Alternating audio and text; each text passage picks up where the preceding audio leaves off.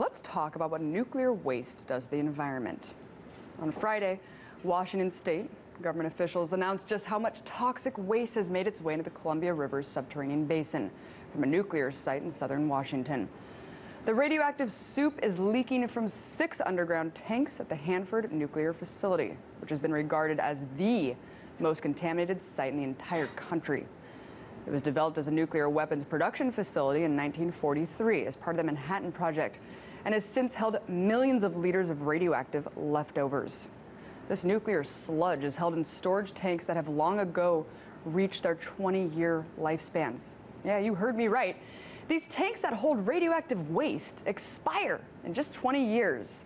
So, not only is nuclear material being kept in containers that eventually deteriorate, but leakage from the containers has been recorded at the site since the 60s. Since then, nearly 200 of these toxic bins have already failed. According to Washington state officials, the leaks produce between 150 to 300 gallons every year, meaning that thousands of tons of nuclear sewage have already been contaminating the environment at the site for decades. Now, if you're feeling outraged about the criminal negligence allowing one of the most beautiful states in the country to have been poisoned for the last half-century, you should be. But you might want to hold on to that anger because it's about to get worse.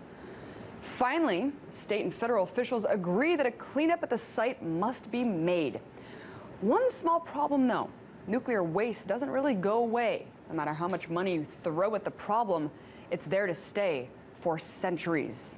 A new report by the Department of Energy sets the lowest estimates of the cleanup at $115 billion and is expected to last until 2090. And of course, the bill is for you and me, the taxpayers, to front, but it always falls in the backs of the people, doesn't it? Even the location of these sites are designed to take advantage of the most vulnerable. The Hartford site was constructed in a sparsely populated mountain region. Other than the 250,000 residents that are just downstream from the nuclear site, there are also at least 6 Native American reservations that are adversely affected. Hartford is just another example of what journalist Chris Hedges refers to as one of capitalism's sacrifice zones, which he describes as, quote, areas that have been destroyed for quarterly profit. And we're talking about environmentally destroyed, communities destroyed, human beings destroyed, families destroyed.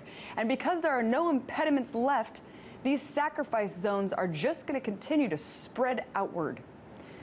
The idea here is just like human beings, just like the natural resources of our planet, have become commodities to be exploited and abused, the end result of which is collapse. And in the current trajectory, this is unavoidable. This exploitation is the byproduct of predatory capitalism.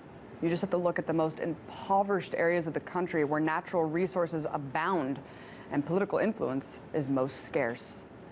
Places like the coal mines of Appalachia, where the profits made on the backs of the laborers fill the pockets of the rich coal barons who live far from the contaminated soils, degraded waters, and polluted air.